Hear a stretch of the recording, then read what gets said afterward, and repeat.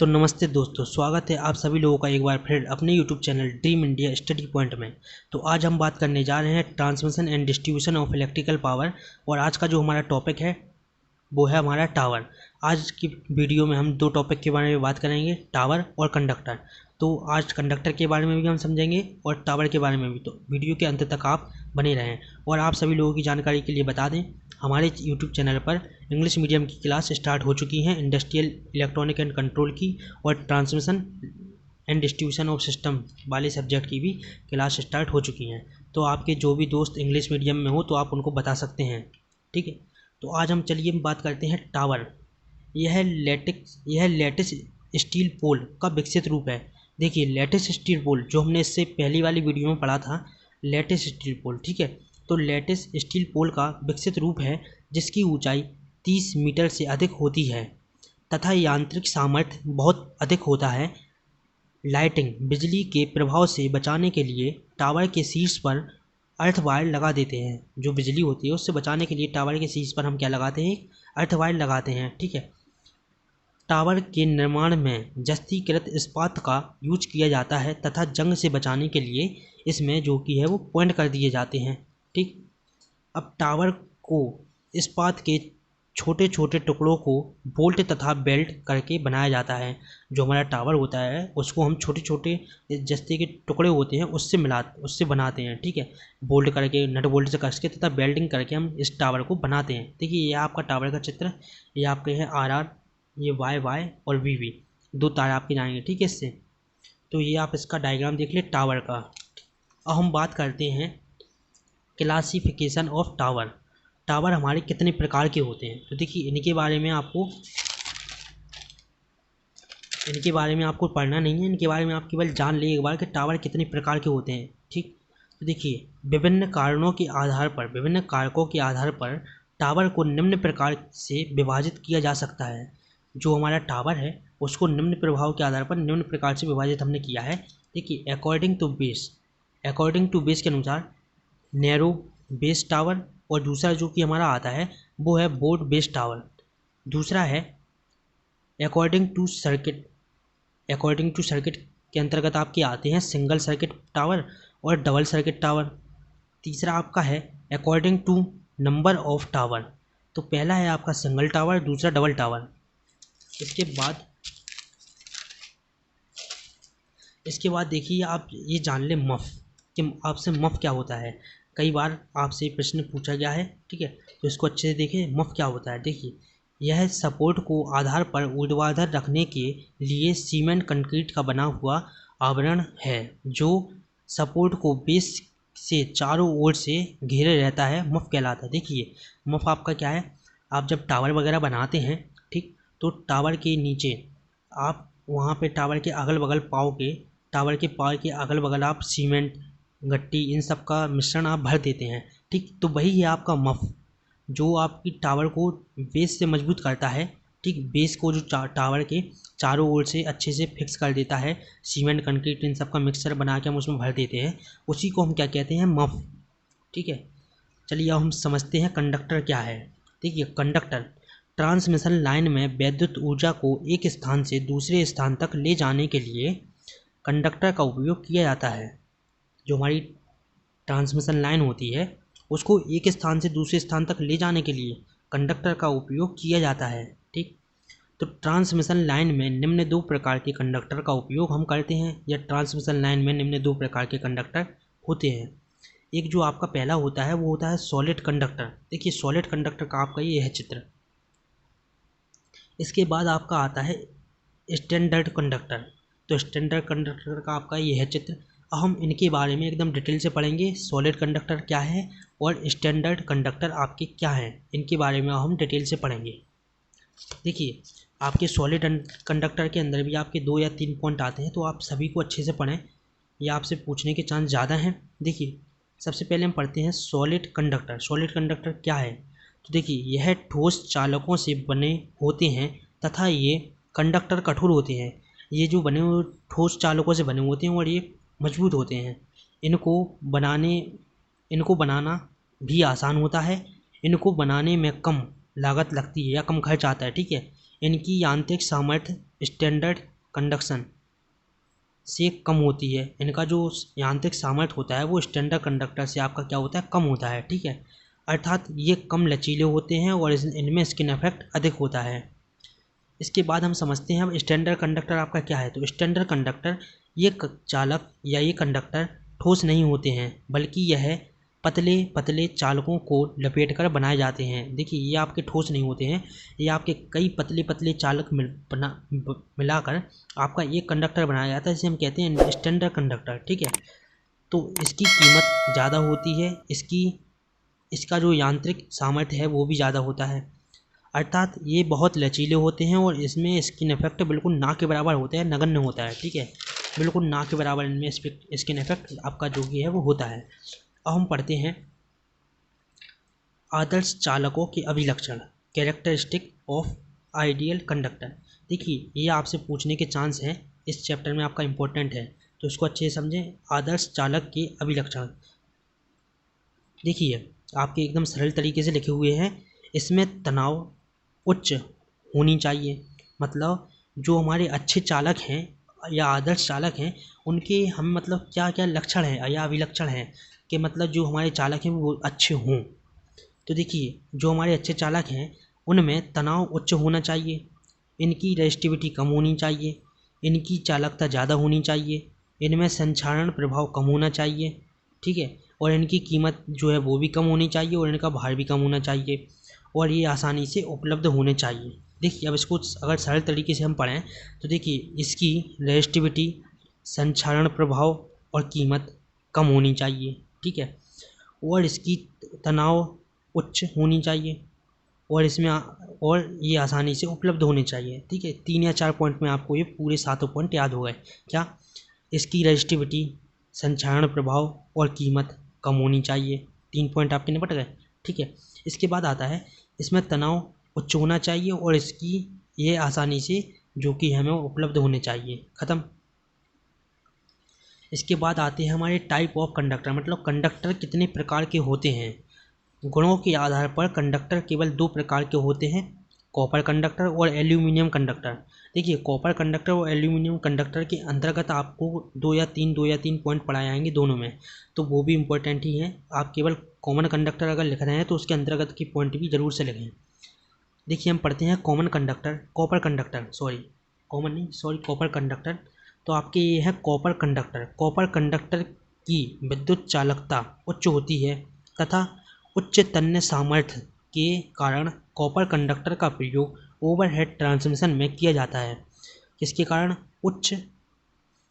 Copper conductor का उपयोग overhead transmission में किया जाता है, किसके कारण? उच्च तन्य सामर्थ्य के कारण, ठीक है।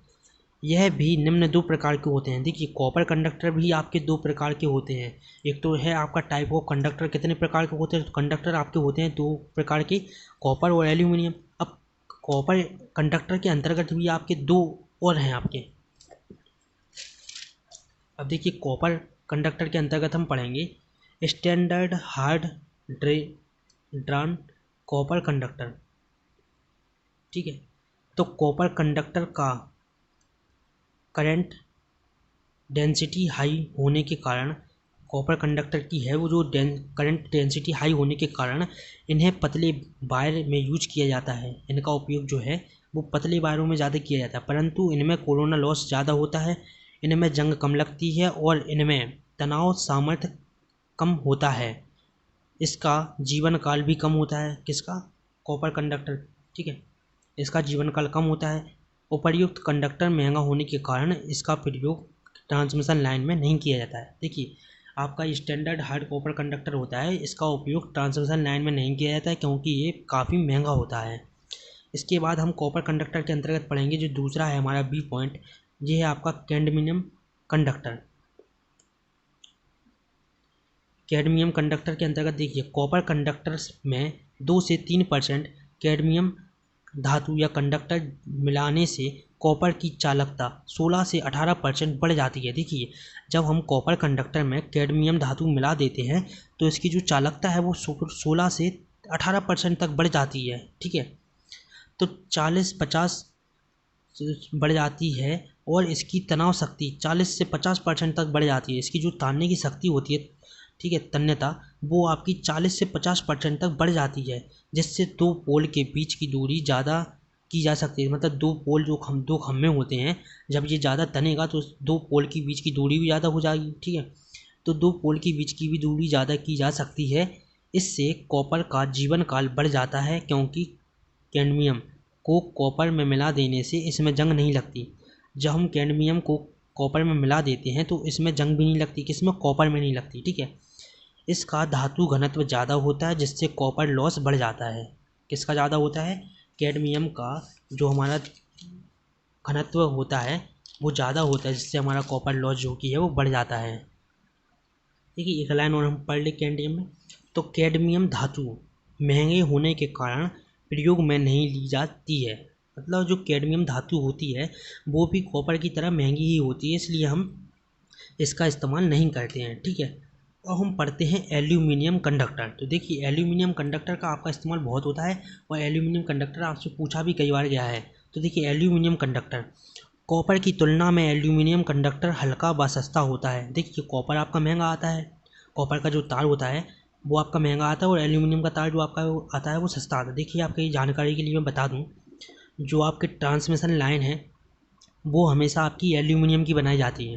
क्यों एल्यूमिनियम की वो इसलिए बनाई जाती है क्योंकि कॉपर की लाइन अगर बनाएंगे तो कॉपर हमें काफ़ी महंगा पड़ेगा, ठीक, और वो लाइन भी हमको बहुत महंगी पड़ेगी। इसलिए हम ट्रांसमिशन लाइन में हमेशा उपयोग करते हैं एल्यूमिनियम कंडक्टर का। और जब हम घर की वायरिंग करते हैं, घर में जो लाइन डलती है हमारी लाइट की, तो घर कमरे के अंदर जो हम उपयोग करते हैं वो हम करते हैं कॉपर तार का उपयोग, क्योंकि कॉपर ज़्यादा अच्छा है एल्यूमिनियम से।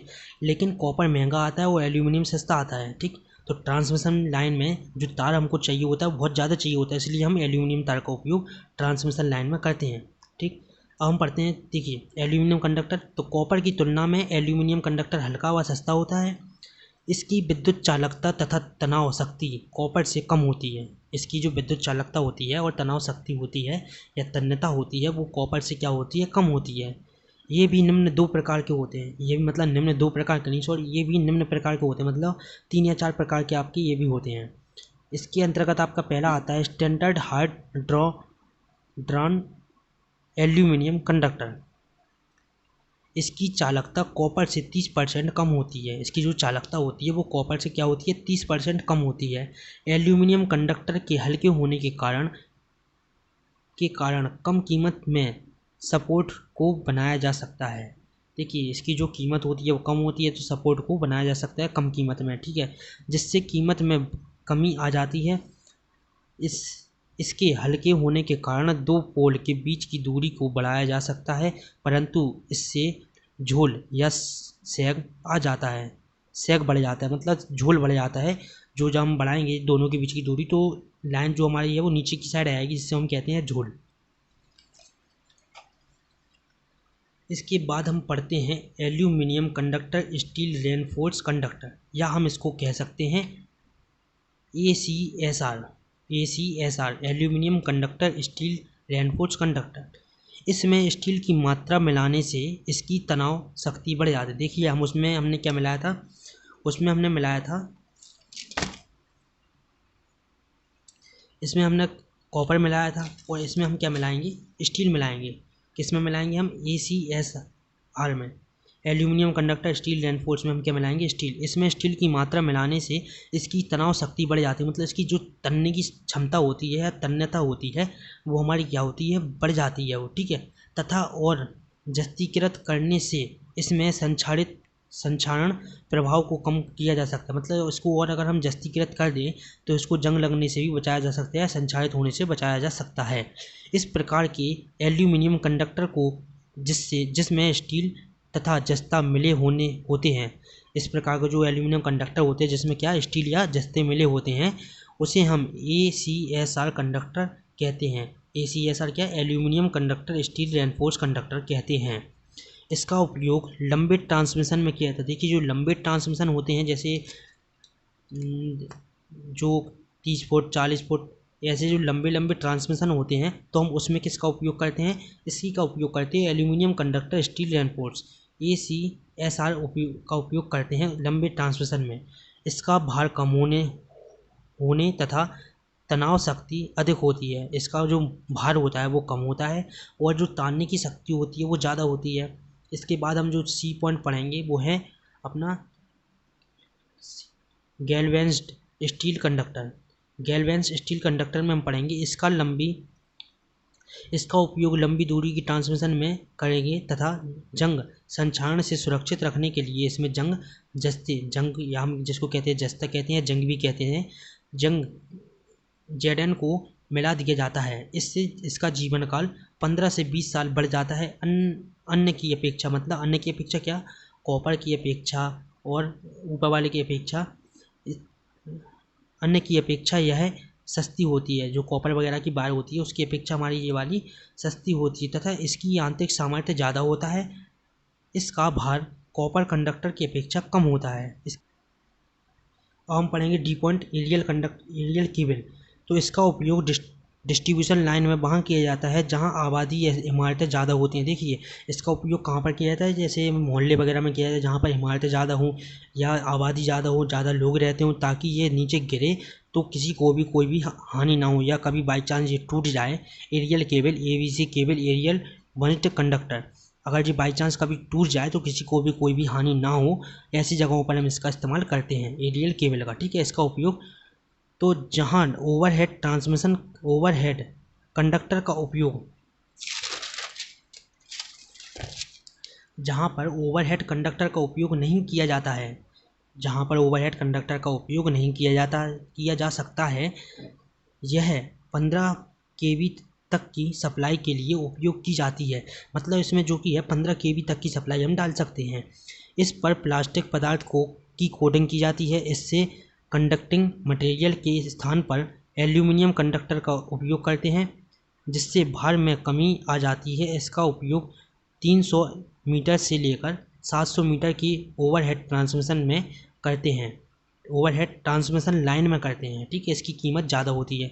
देखिए इसकी कीमत बट ज़्यादा होती है, लेकिन इस पर प्लास्टिक की जो हमारी है कोटिंग की जाती है और कंडक्टर मटेरियल मिलाया जाता है। देखिए आपको एक बार फिर बता दें हम कि जो आपका है एरियल केबल, तो एरियल केबल का उपयोग हम इसलिए यहाँ पर करते हैं जहाँ पर जनसंख्या ज़्यादा होती है और जहाँ पर भीड़ भाड़ ज़्यादा होती है, ताकि अगर ये नीचे बाई चांस कभी टूट जाए तो किसी को भी कुछ हानि ना हो, क्योंकि इस पर प्लास्टिक की कोटिंग की जाती है जिससे जो अर्थिंग है हमारी वो नीचे किसी को भी कोई भी हानि उससे नहीं होगी। ठीक है, तो देखिए आज की वीडियो में हमने पढ़ा कंडक्टर और टावर। तो अगर आपको वीडियो अच्छी लगी हो तो लाइक, कमेंट और अपने दोस्तों के साथ शेयर ज़रूर करें।